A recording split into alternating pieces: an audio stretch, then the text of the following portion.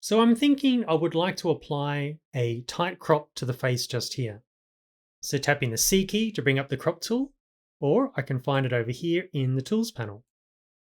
So I'll drag out that crop, and to commit that crop, press enter or return, or the tick mark just up here. Now this is all well and good, but what if I change my mind at a later stage? What if I would like to recrop this image to include some of those pixels that I just threw away? Well, tough luck, they are gone, no coming back.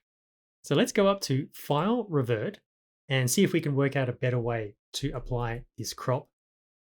You may have noticed the Layers panel just over here. It has just a single background layer. And I hear what you're saying, you're reminding me that a background layer can't support transparency.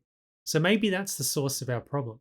So if I click the padlock icon just there, it will convert the background layer, which can't support transparency, into a regular layer that can support transparency.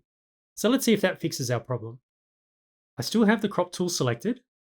I'll drag out a tight crop again. Let's commit that, zoom in a touch.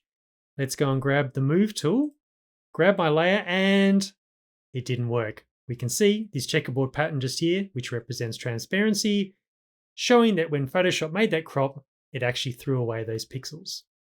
So, File, Revert. Pressing C to jump back into the crop tool.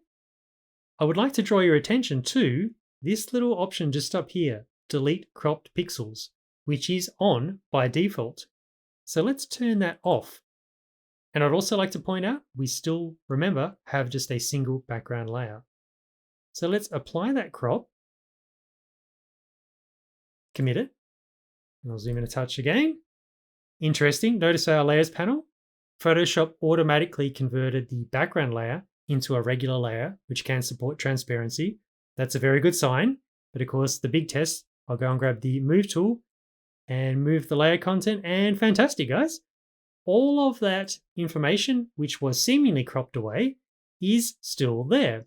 It's just now hanging off the side of our document, and I can easily bring it back at any stage should I wish.